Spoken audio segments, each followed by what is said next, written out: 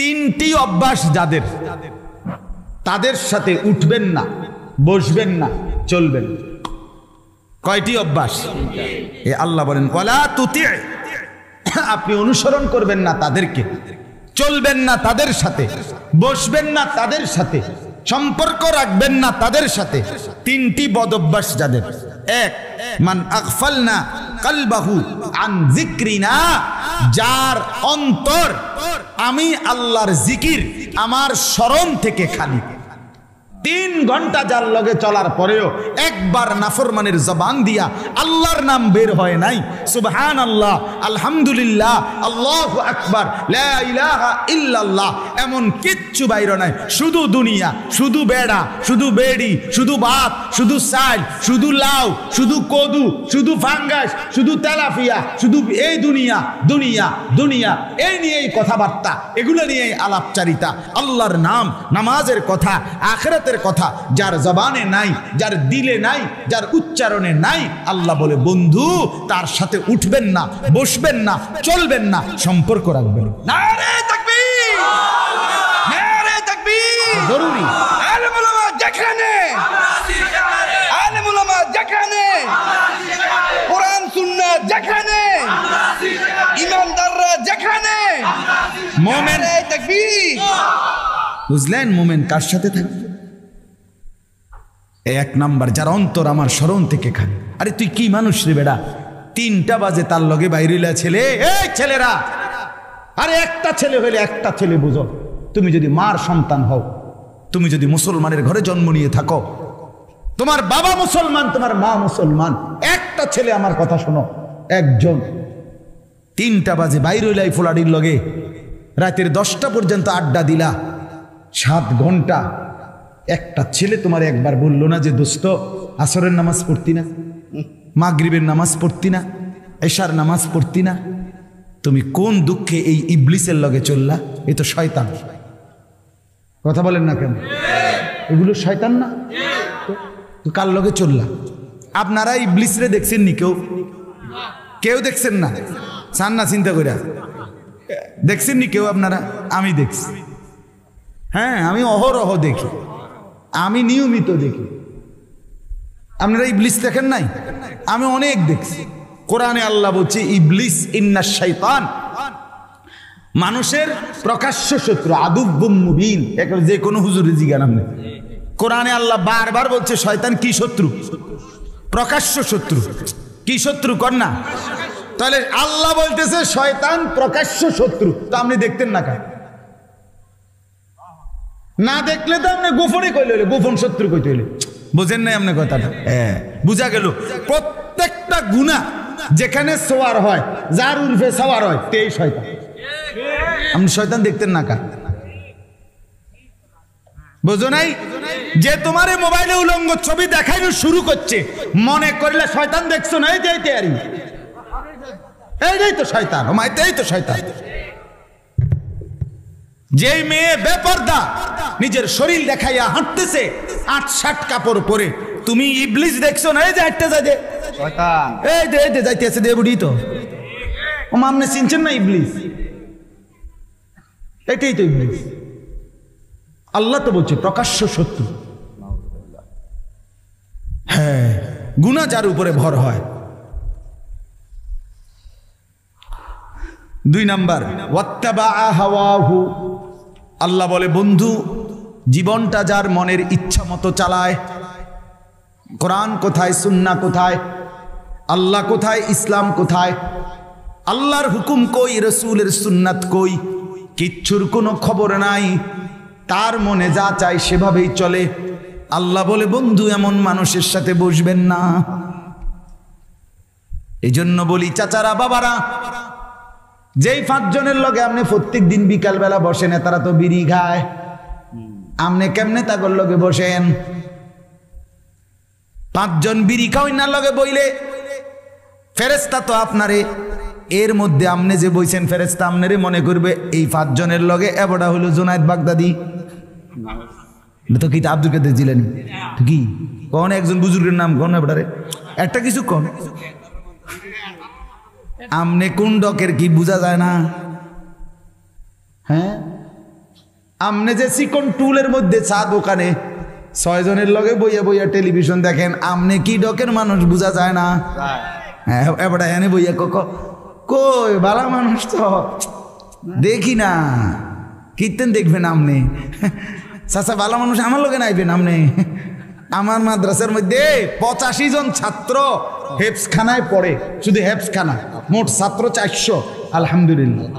তো এরা রাত্রে 3:30 বাজে উঠে, রাত 3:30 বাজে এই মাসুম বাচ্চারা যখন উঠে আল্লাহর কোরআন নিয়ে পড়তে বসে, আপনি এটা একবার দেখলে না বুঝবেন ভালো মানুষ কারে কয়। সাধুয়ানি কীর্তেন টুয়ান বালা মানুষ, হ্যাঁ বিড়িখানার ফাঁকি দিয়ে বালা মানুষ টুয়ান কীর্তেন। রঙিন টেলিভিশনে রাক্ষসের মতো আক করে টেলিভিশন চান, আপনি কীর্তেন ভালো মানুষ টুয়ান। আপনি কোথায় পা? ভালো মানুষ তো চা দোকানে থাকে না, ভালো মানুষ তো টেলিভিশনের আড্ডায় থাকে না, ভালো মানুষ তো বিড়ির আড্ডায় থাকে না। ভালো মানুষ যদি খোদার কসম না থাকতো আল্লাহর জমিন চাঁদ উঠতো না, সূর্য উঠতো না। নেককারের জন্য আল্লাহ দুনিয়া সাজাইছে। সিটার বাটফার বেঈমান নাফরমান নেককারের উসিলা খাইয়া যায়। আরে বেটা হাদিস, রাসূলুল্লাহ সাল্লাল্লাহু আলাইহি ওয়াসাল্লামের জামানায় 2 জন সাহাবী আর 2 ভাই, আমি নিজে এই হাদিস পড়াইছি। 2 ভাই, আপন 2 ভাই, একজন কামাই রোজগারি করে, আরেকজন নবীর কাছে হাদিস শিখে, সারাক্ষণ নবীজির কাছে ইলম শিখে আর কি। তো ওই ভাই একদিন আইসা নবীজির কাছে বলছে, ইয়া রাসূলুল্লাহ, তে একটা কাম করে না, হাদিস এটা একটা কাজও করে না, সারাক্ষণ আপনার কাছে ইলমের জন্য পড়ে থাকে, হ্যাঁ হাদিস শিখার জন্য, আমি একলা কষ্ট হয় আমার। আল্লাহর নবী সাল্লাল্লাহু আলাইহি সাল্লাম বলছেন, লাআল্লাকা তুরজাকু বিহি। সাহাবী শুনো, ওই বেটারে কইছে, বড় মিয়া রে, আল্লাহ পাক তার বরকতে তোমারে খাওয়ায়।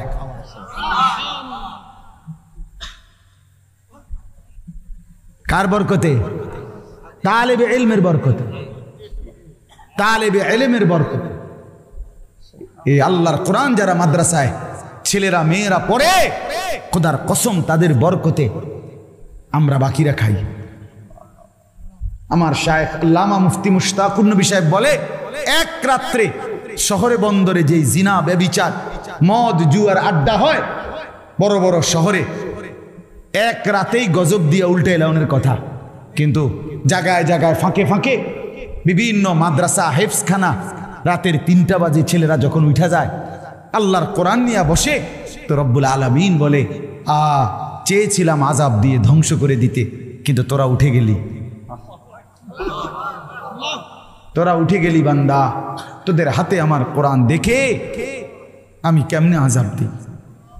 ঠিক আছে, যা তুলে নিলাম। হ্যাঁ, ওয়াত্তাবা হাওয়াহু,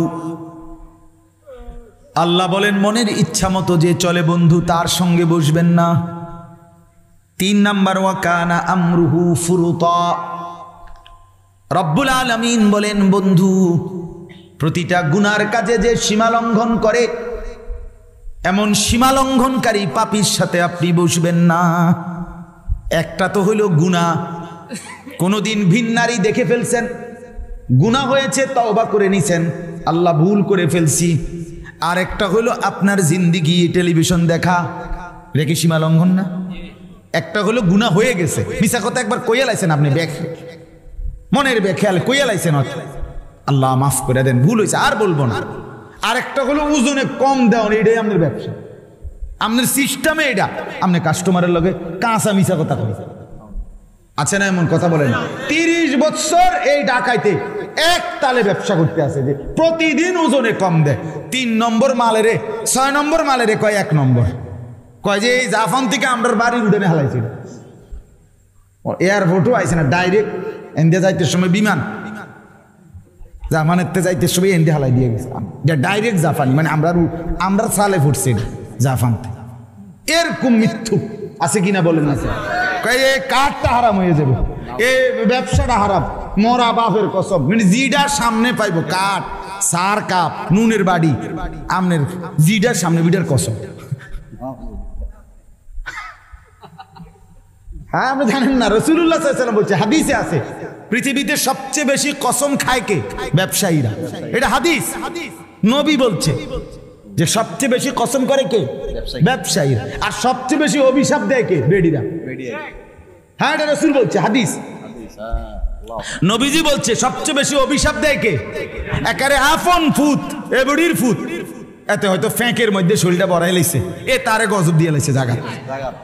তোর রূপে খোদার গজব করুক, তুই এই মাত্র তোরে হাফ প্যান্টটা ফিন্দাই দিলাম, আয় হায় হায় মা তুমি কারে গজব দিলা, আর মারতো না কইয়া লাইছি। আপন স্বামী তে বেড়ারও অহরহ কি দেয়? গজব দেয়। আছে না এরকম মহিলা? আপন স্বামী, স্বামীরে কেমনে লানত দেয়, সন্তানকে কিভাবে লানত দেয়, স্বামীর মাকে কিভাবে অভিশাপ দেয়। তোমার শাশুড়ি হতে পারে অপছন্দ হয়েছে কোনো আচরণ, তাই বলে তোমার স্বামী সেই শাশুড়ি তোমারে না, শাশুড়ি তোমার স্বামীর তো মা, ঠিক কিনা বলেন না কেন? বেচারার জান্নাত তো তার মায়ের পায়ের নিচে, তুমি যে তারে সরাইয়া লাইলা, তুমি যে তারে আলগা করে লাইলা, এই বেচারা এই ছেলেটাকে, তোমার স্বামীটাকে তো তুমি চিরতরে জাহান্নামের দিকে টুকাই দিলা।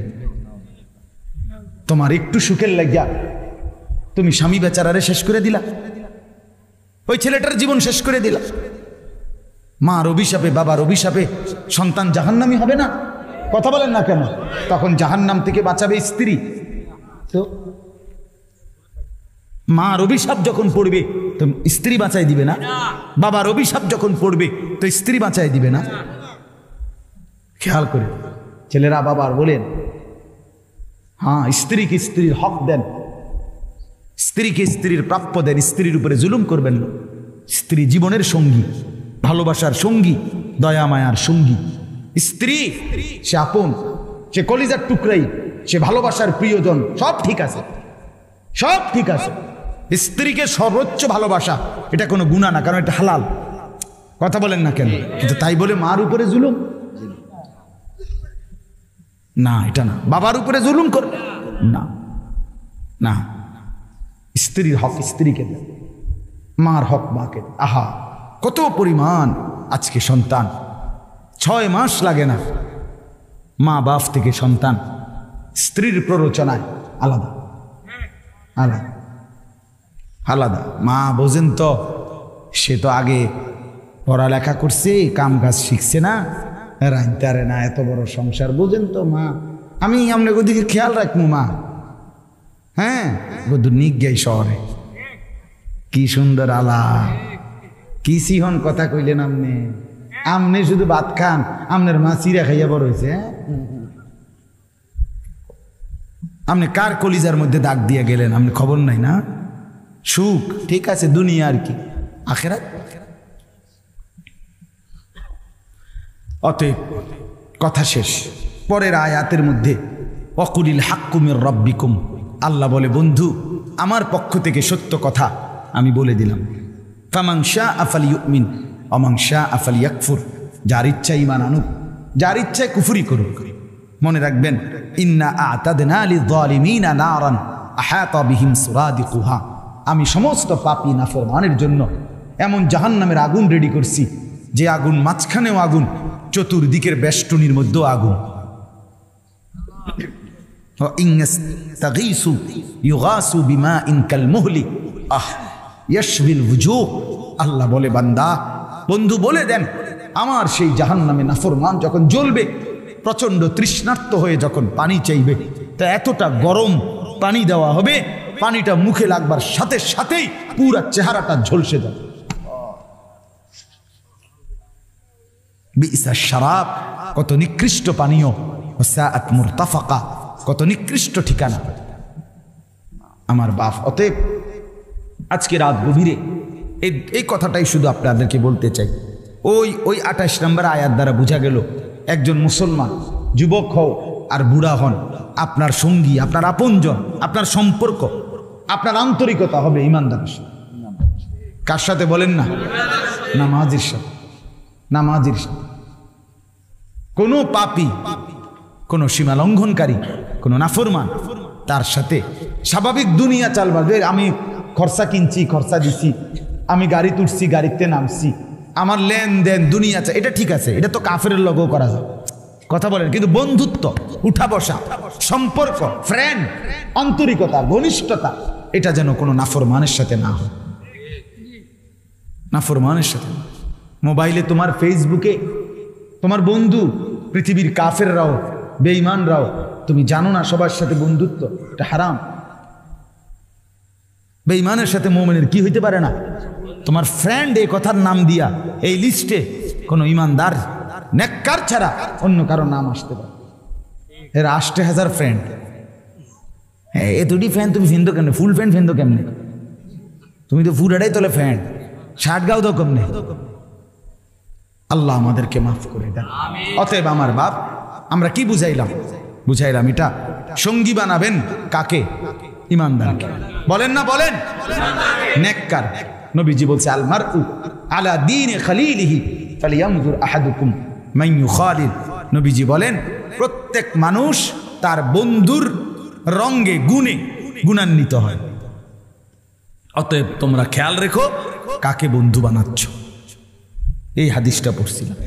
অতএব দয়া করে আজকে এই উখারি মাদ্রাসা আমার ভাই আমারে অনেক অনুরোধ করা অনেক আগে এই দাওয়াতটা নিছে, আল্লাহর দয়ায় আসা হইছে। আপনারাও বসছেন কষ্ট করে। আপনাদের কাছে আমার মেহেরবানি করে অনুরোধ, একটি মাদ্রাসা 3টা জিনিস চায়।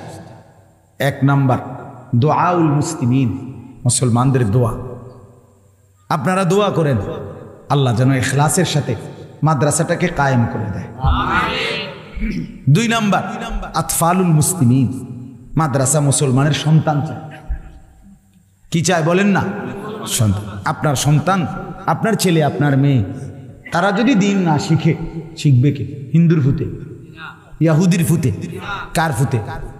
মুসলমানের সন্তান। মুসলমানের সন্তান, মুসলমানের সন্তানকে দিন শেখাইতে হবে।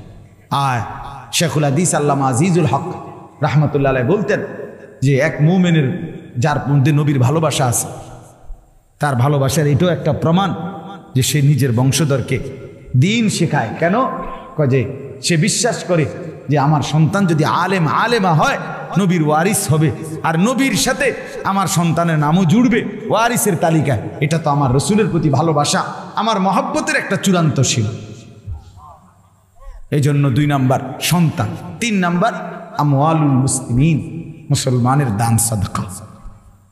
আপনাদের দান, আপনাদের দান, আপনাদের সাদাকা। কারণ এখানে দুনিয়ার কাফের বেঈমান, দুনিয়ার মধ্যে যারা গুনার পরিবেশ ছড়ায়, তারা এখানে দিবেন। দিবে কি তারা? সবার নজর মাদ্রাসার মধ্যে কি কি ত্রুটি আছে। 1 সুতা চুনের থেকে পান খুসলে, পানের থেকে চুন খুসলে 1000 ক্যামেরা রেডি। বুঝেন নাই? উদ্দেশ্য একটাই, মুসলমানের কাছে মাদ্রাসাকে ঘৃণিত করে। তাহলে এই জন্য আপনারা যদি সহযোগিতা না করেন, আপনারা মুসলমান, আপনারা ইমানদার, আপনারা দিনদার, আপনাদের সহযোগিতায় মাদ্রাসা আগাবে। আপনাদের এই হালাল টাকার থেকে, উপার্জনের টাকার থেকে অল্প অল্প করে দেওয়া। বলেন, শুনেন কথাটা বুঝছেন?